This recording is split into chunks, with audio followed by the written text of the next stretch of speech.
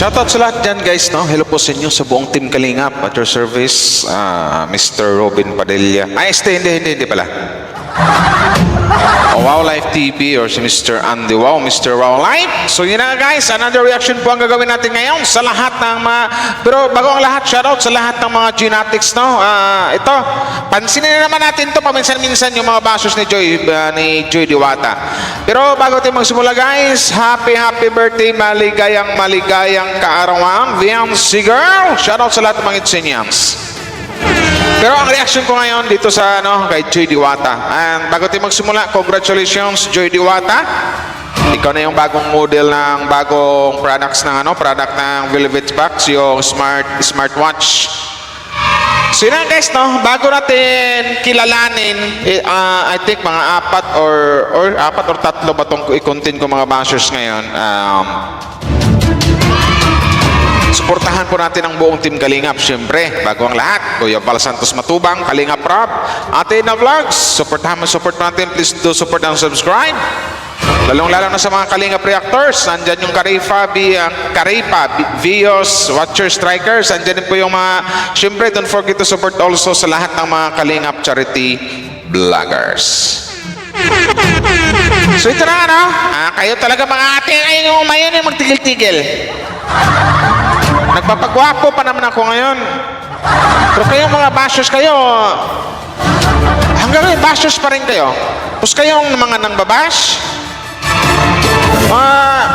mga mukhang kurimaw, kulugo.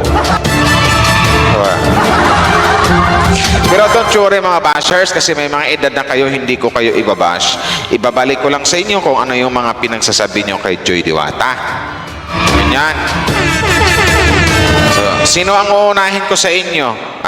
Tatlo to Si Ate Rosie Valenzuela, si Ate Lisa Lamadrid, or si yung sikat ngayon na si nagtatago, Makurason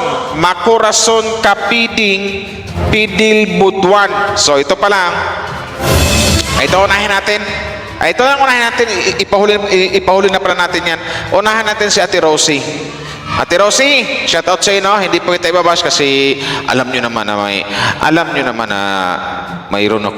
may respeto ako sa mga matatanda. Kasi alam ko senior ka na. Don't you worry.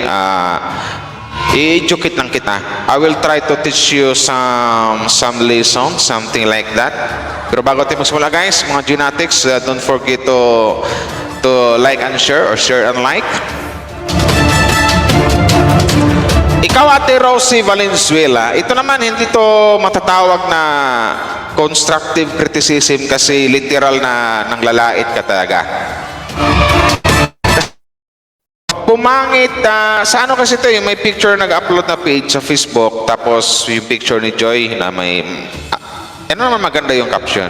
Ito biglang napakomento si Ate Rosie Valenzuela, may love shoutout po sa iyo at saka sa asawa mo, tatay or lolo. Magandang araw po sa inyo. Hayaan niyo po tatay, hindi ko po ipakita yung itsura niyo. Anong tawag sa English? Iba-blurred ko na lang po. So yan. Kasi tay, ang sabi dito ng sweetheart mo, actually po yung sweetheart niyo po, kung natin hindi naman sana siguro maganda siya nung kabataan niya, pero may edad na kasi, may uban na nga yung mga buhok niya, hindi na mabilang-bilang yung uban, pero nag-comment pa rin siya. Ang comment kasi niya tatay, sa mga genetics, huwag niyo iba siya. Kasi sabi niya dito, pumangit siya nung nagpa-brace noon. Pangit na pag natawa at kita ang gilagid, parang mas lumala.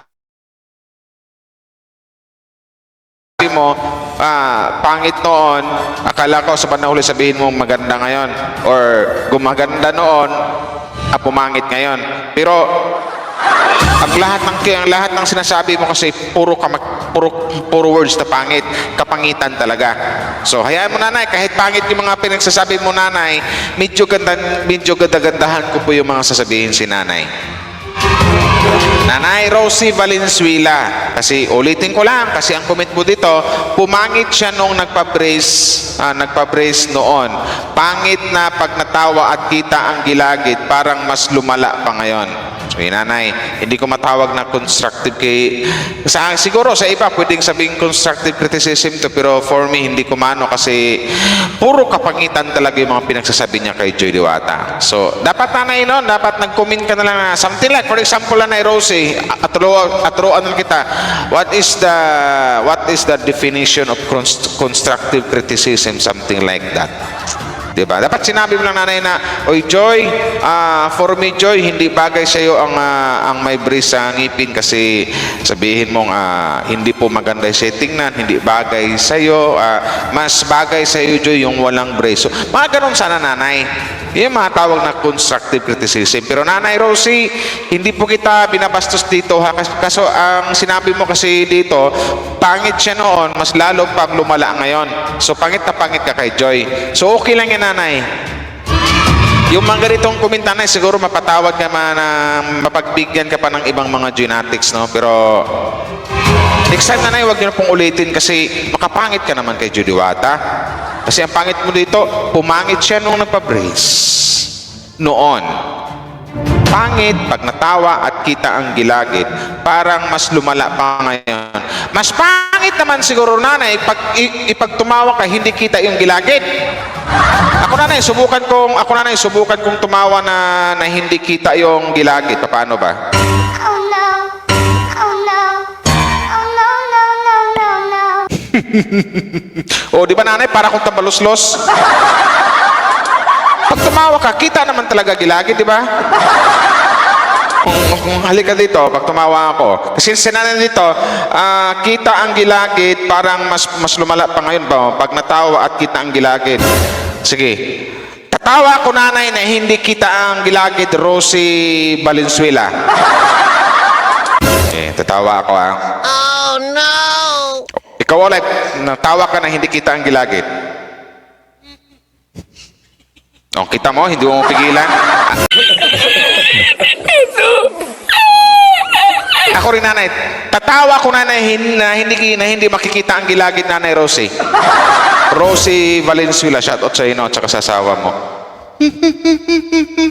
O di ba nanay, para akong multo? Para akong tambalos-los nanay, para akong aning-aning. Gago!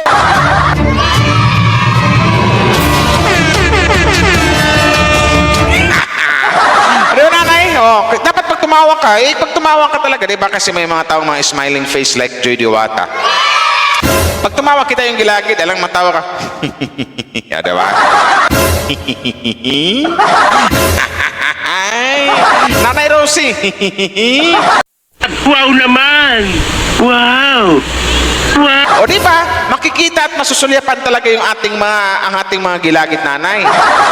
Kasi dito, parang ayaw mo dito, kasi sabi mo dito, nagpa-brace pa noon, pangit na pag natawa at kita ang gilagid. Parang mas lumala pa ngayon. So anong ibig sabihin nun pala, ang gusto nyo mangyari, tatawa si Joy tapos hindi makita yung gilagid. At ano yung gagawing tawa ni Joy na anong klaseng tawa na lang? Ganon?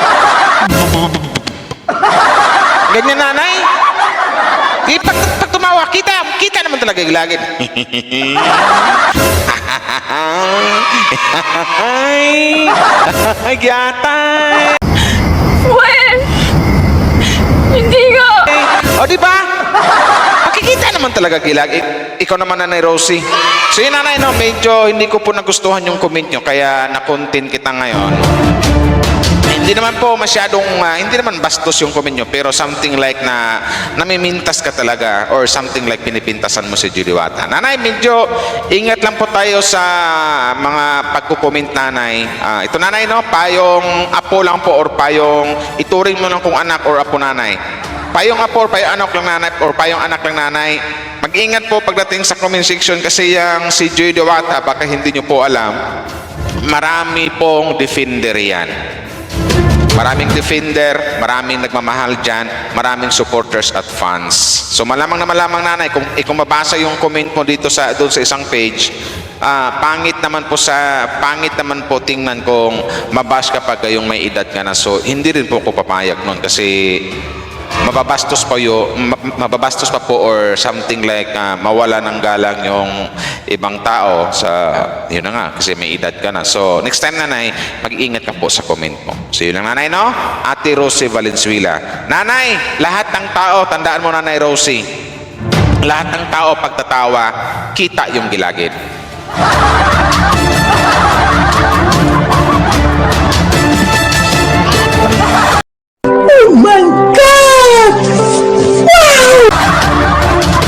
Maintindihan ko sana nanay kung i-bash mo si Joy pag ang tawa ni Joy hindi nakikita yung gilagid. Pero yung dito parang pinapansin mong parang big deal sa iyo na nagpa-brace si Joy. So okay lang yan nanay. Kung nagpa-brace man si Joy, lahat naman tayo mayroong karapatan kung magpa-brace man kayo. Ikaw nanay, kung gusto mong magpa-brace nanay, sabihin mo lang sa mga sponsor ni Joy, handa ka nilang bibigyan. So shout out nanay Rosie Valenzuela. So ang next naman natin ngayon si ate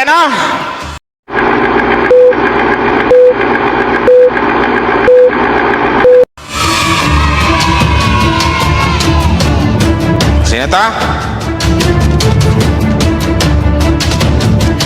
Si ate Lisa Lamadrid. Ito i-explain ko lang din sa iyo, no? Baka ate parang kikong sa parang late bloomer ka or nahuhuli sa balita. Kumbaga nasa isipan mo pa rin ate until now na si Joy mangagaw ng boyfriend. In the very first place, walang boyfriend ng isang Joy Diwata. Ate Lisa Lamadrid, kasi ang comment ko dito, wag ka lang mang-agaw ng may boyfriend. Yan lang ang ayaw ko sa'yo. Ibalik ko lang sa'yo ang comment mo, Lisa Lamadrid. Ganda pa ng profile mo ito, parang nakaano ka pa. Tingin nga ng picture mo. Wow, sexy pero talaga halatang malapit na maging senior. Matanong lang kita nanay Lisa Lamadrid, sino namang boyfriend o sino namang boyfriend na inagaw ni Joy Diwata? Na ngayon hanggang ngayon, walang boyfriend ng isang Joy Diwata. Yung isang reklamo niya, pag tuwing tawa, nakikita yung gilagid. Ikaw naman, ang bintang mo dito, mga agaw ng boyfriend, sino? Dapat comment down below nanay. Kung gusto mo, i-share ko to sa Facebook mo. Nanay Lisa Lamadrid. Hindi rin kita ibabash dito. Sisirmunan lang din kita. I-educate kita. So, sit erect. Listen very carefully. Get 1/4 sheet of paper. Okay? Ito mga bashers ni Joy talaga. Nanay, unang-una, wala pong inagaw na boyfriend si Joy. O ito na lang, sa madaling salita nanay, sumagi agad sa kaisipan ko, natumbo ko kaagad na maka-Midit fans ka. Shoutout sa lahat ng mga Midit fans ha. Ito po, hindi ko po ibabash dito sa Midit. Napapag-usapan lang kasi dito ko na napagtagpi-tagpi or na himay-himay. Kumbaga, sintido ko muna lang na masasabi kong fans to ni Midit. O ito si Lisa Lamadrid. Kasi sabi mo dito, huwag ka lang mang-agaw ng boyfriend. Yan lang ang ayaw ko sa'yo. Unang-una nanay, hindi po mag-boyfriend. Walang boyfriend si Joy Diwata. Yung nakaraang dungeon nanay, hindi po sila mag-boyfriend. Love team lang yon. Si Midit, yung idol mo, si Midit at saka yung dating love team niya, si Kalingap Dan. Shoutout Kalingap Dan, I love you. Hindi rin sila mag-boyfriend. So sa madaling salita, walang inagaw na boyfriend ang Joy Diwata. Ako naman to si Nanay Lisa Lamadrid. Hanggang ngayon ba? Nasa isipan mo, nasa utak mo pa rin, nasa alimpatakan mo pa rin na si Joy mga agaw ng boyfriend. Wala pong gano'n Nanay Lisa Lamadrid. Comment down below nanay kung makikinig ka ngayon sa ko dito sa upload ko na to kasi i-primer ko to. Comment down below kung sino inagaw niya. Kung about naman dun sa Dandit at saka sa Danjoy, hindi natin pwedeng pag-usapan yun nanay, pero ngayon naungkat na naman natin, hindi po yung kasalanan ni Joy at alam ni Midit yan. Itanong mo na lang sa idol mo nanay, Yun na lang yan. Kasi dito talaga sa comment mo kasi, talaga masasabi ko dito, fans ka ni Midit. Kasi, yan kasi ang kadalasan or karamihang binabash kay Joy Diwata na sinasabing mang-aagaw daw ng ka-love team or boyfriend. So, ulitin ko nanay, itanong mo na lang kay Ma'am Midit about dyan. So, wag mong isipin nanay na si Joy ay ng mga agaw ng boyfriend or nanunulot ng boyfriend. Wala pong ganon. Kasi unang-una, walang boyfriend si Joy hanggang ngayon at wala siyang inagaw. So, Lisa La Madrid, no? Sana malinaw na sa'yo.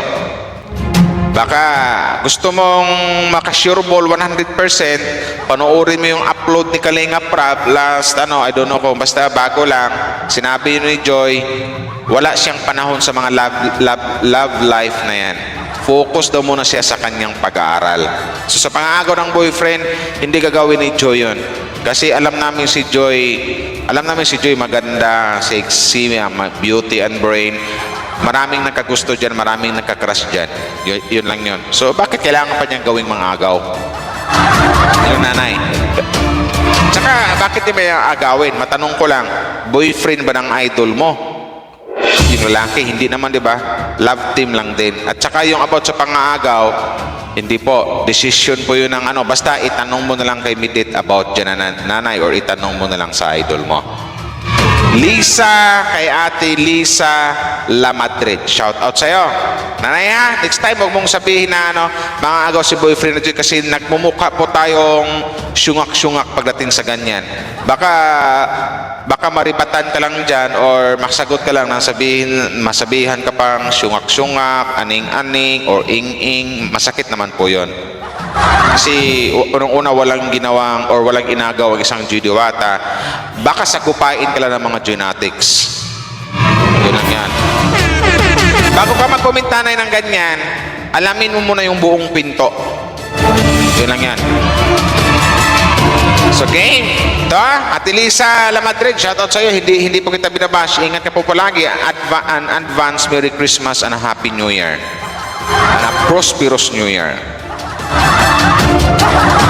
Ito naman. Ito matindi to.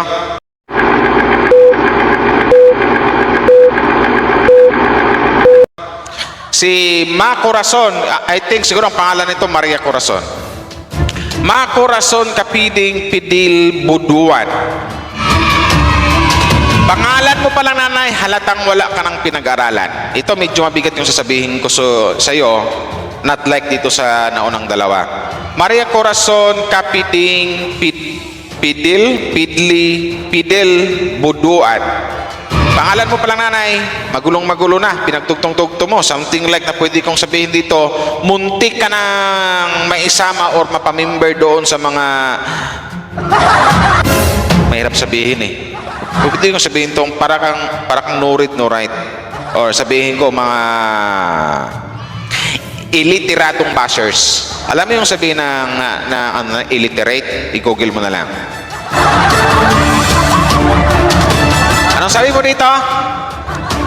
Alam mo nanay, ang lakas mo mang bash, no? Or ate, ang lakas mong alam mo nanay, kasi karamihan talaga dito, bago ang lahat, napapansin lang po namin at napapansin ko, lahat ng mga bashers ni Joy talaga, walang panama kay Joy pagdating sa itsura.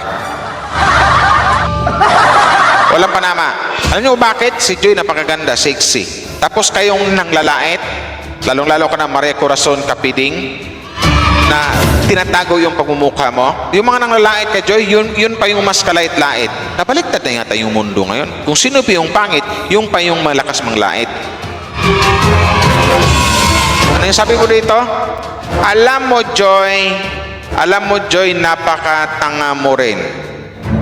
Bakit? Saan banda nagiging tanga si Joy? Sumasama sa mga ganyan, madali ka lang. Di mo nanay, Tagalog na nga lang, nahihirapan ka pa. Kaya nasasabi ko ditong kulang ka sa edukasyon. Hindi kita binabash nanay, sinasampa lang kita ng katotohanan. Nire-real talk lang kita kasi bastos ka man comment dito kay Joy Diwata.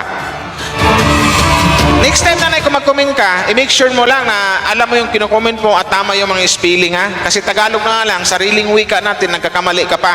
So sa madaling salita, tutok-tukan ko yung utak mo eh.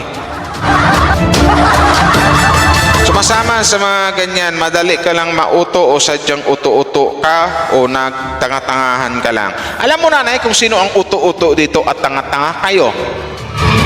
Ikaw mismo, Maria Corazon Capiding. Kasi nung unang wala namang ginawa si Joy eh. Pero bakit? Ang dami yung sinasabing mga bad comments laban kay San Joy Diwata.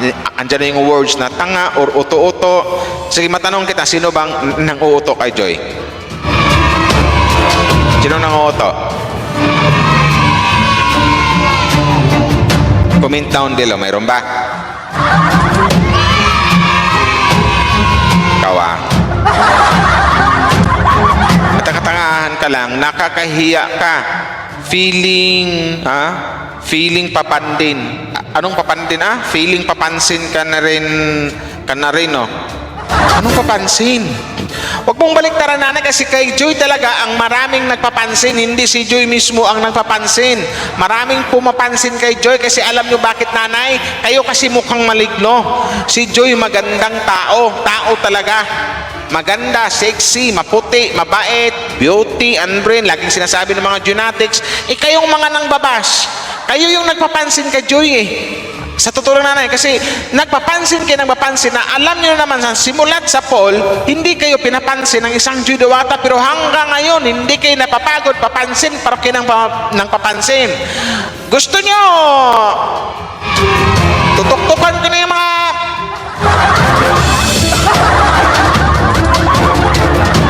Ano yun? Pasyugi ka na lang sa mga, ang bastos mo nang mag-comment nanay.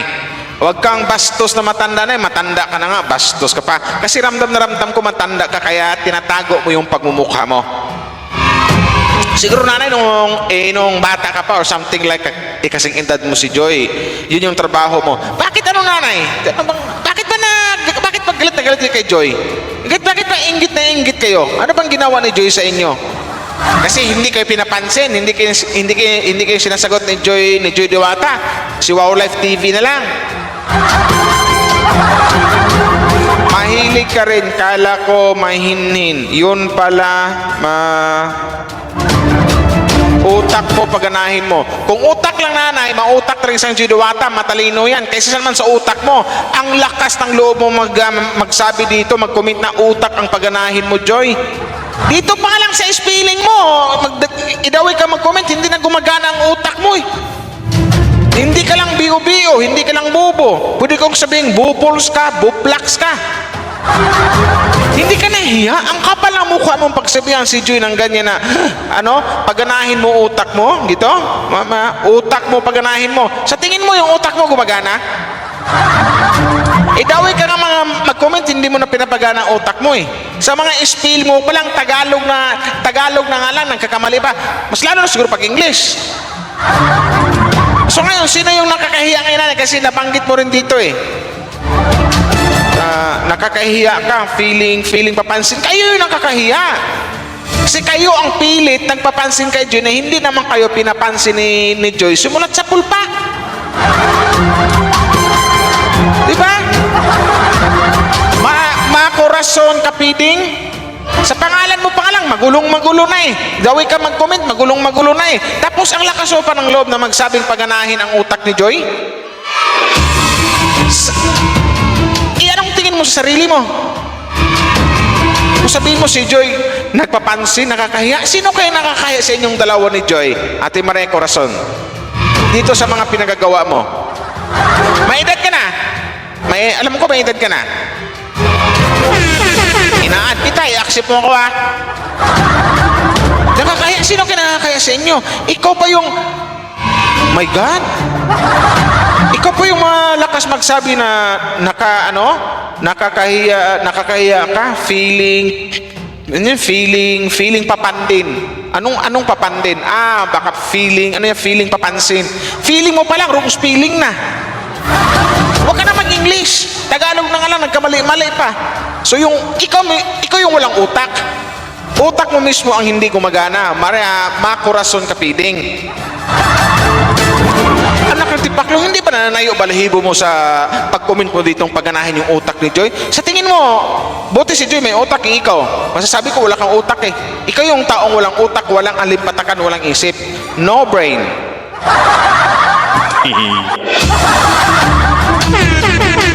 Alam mo, Maria Corazon Kapiding, ibabalik ko lang sa'yo yung mga sinasabi mo kay Joy. Literal lang dapat ibalik sa iyo, isampal sa pagkatao mo, isampal sa pagmumukha mo, or gawing sisig sa utak mo. Yung words na si Joy nagpapansin, nakakahiya, papaganahin daw yung utak, lahat yun nanay, balik yun sa iyo nanay Maria Corazon Kapiding. Hindi ka nahiya. Ang sinabihan mo, nurse yan, pag sinabing nurse, karamihan ng mga nurse. Ito na, sabihin ko na, pag sinabing nurse, matatalino yan. Tapos, nagpapansin. Kayo lang pilit nagpapansin kay Joy Diwata, kayong mga lintik na mga bashers. Kasi galit na galit kayo kasi hindi kayo pinapansin ng isang Joy Diwata. Nakakahiya, yung words na nakakahiya. Kayo yung nakakahiya kasi kung kailan kayo tumanda, yung isip nyo naman paurong ng paurong. Matanong ko lang, member ba kayo ng Six Farm Girl? Kasi yung utak nyo, pababa ng pababa. Yung utak nyo, pababa ng pababa, hindi na tumaas ng tumaas. Paganahin yung utak, si Joy, talagang gumagana yung utak. Matalino ang isang Joy. Matanong ko lang, sa nag-comment ito, si Ma Corazon Kapiding, gumagana ba utak mo? Huwag mong sabihin, huwag mong sabihin, sasampalin ko utak mo. Spelling pa nga lang, nakadang-lito-lito ka na, pangalan mo pa lang, makadungtog-dugtong na. Tapos sabihin mo, pagganahin yung utak, ang kapal naman ng face nito. Yung pala tamo, ang bastos mo pang matanda ka. Hindi ko nga mabasa-basa dito yung comment mo eh. Ang bastos mo matanda ka. Siguro siguro baliktad na panahon ngayon. Siguro yung mga bata na kasing edad ko, ang bagay na magdisiplina sa inyo, itong mga basos ni Joy. Ako na ang lalatigo sa inyo. Ako na maghahampa sa inyo ng yantok at saka sinturon para magbago-bago yung mga ugali nyo. Kulang kayo sa disiplinera, kulang kayo sa disiplina, walang mga values, parang nakapag-aral ba kayo ng hindi nyo alam yung GMRC? Di ba nga sinabi mong words na si Joy, nakakahiya, dapat gamitin yung utak, tapos sabihin pa dito, napapansin. Lahat yun sampal sa inyo, balik sa inyo. Kasi yung papansin, kayo yung papansin kay Joy. Kasi galit na kayo, gusto nyo nang manakit kasi hanggang ngayon hindi kayo pinapansin ni Joy. Nakakahiya. Oh my God, ang kapal ang mukha nyo kung sabihin nyo si Joy na nakakahiya. Kayo ang literal na nakakahiya. Hindi kayo nahiya sa mga apo, sa mga anak, sa mga asawa nyo, sa mga kamag-anak nyo, na ganito yung comment nyo, bobo, pang bobo. Wrong spelling, wrong. Tagalog na lang, mali pa, hindi kinihiya. Pangalawa, hindi kinihiya na mag-comment kinang ganyan sa kapwa-tao nyo, gayong may mga edad na kayo. Bako na yung spinal cord nyo. Paubos na yung fallopian tube nyo. Ang dumi-dumi niya ng mga intestine nyo. Small and large intestine. Tapos pagganahin yung utak. Ay, ang kusus ko po. Hindi kinaya sa mga pinagsasabi nyo. Lalong-lalo ka na Ma Corazon Kapiding, Pidil Buduan. Kita mo, pangalan mo palang, gulong-gulo na rin ako. Anak ka ng titing. O, huwag niyo sabihin binabas ko kayo. Pero ikaw, Ma Corazon, muntik na kitang ibas ngayon. Ang bastos mong matanda ka. Ikaw yung matanda na walang pinagkatandaan. Kumbaga malapit yung araw niya. Kumbaga, ang Joy Diwata namin, possible pa lang. Nasa alas 8 pa ng umaga or alas 7 ng umaga, possible pa lang yung araw. Pero yung araw nyo, yung tipong dapat hapon or something like takip silim, yung paluwog na, yung malapit na, my God, kung kailan na, kung sino pa yung malapit-lapit na, sila pa yung malakas mang bash ngayon. Hindi nahiya. Corazon Kapiding. Alam ko, ang pangalan nito, Maria Corazon, pero pinagdugtong lang niya eh. Corazon Kapiding Pidil Buduan. Buduan or Buduan. Oh, shout out sa mga kamag-anak, sa mga apo, tsaka anak ni Corazon Kapiding. Bantay-bantayan yung lula nyo, bantay-bantayan yung mama nyo. Kasi yung words na sinasabi niyang nakakahiya si Joy, feeling papansin daw, lahat yun, sampal sa mama nyo, sampal sa lula nyo. Pagsabihan nyo yan. Nakakahiya yan. Ako, sinasabi ko sa inyo, kung ako ang nagiging anak niyan, nako, ginagaruti ko na yan. Bastos, ang bastos ng nanay nyo, ang bastos ng lola nyo. Hindi ko mabasa yung ibang words dito kasi bastos eh. Hindi ko nga kayang basahin, hindi ko nga kayang bigkasin. Pero yung lola nyo, yung nanay nyo, ang bilis mag-comment, parang hindi pinag-isipan. Tapos siya pa yung may lakas ng loob na magsabing paganahin daw ni Joy yung kanyang utak. Hoy, hello, Maria Corazon Kapiding, mag-aral ka muna.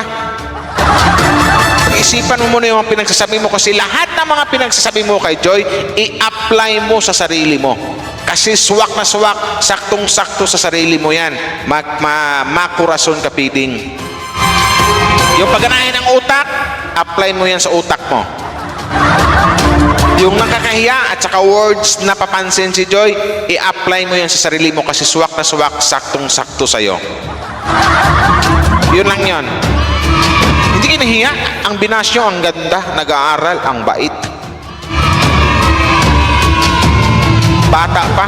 Tapos kayo, may mga edad na, takip silim na, nang babash pa kayo. Hindi ba kinahiya sa mga kamag-anak nyo?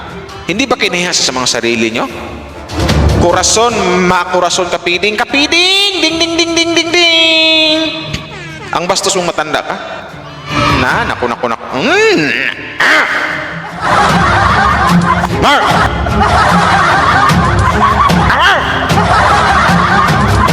Di ba nga basyo si Joy? Corazon Kapiding.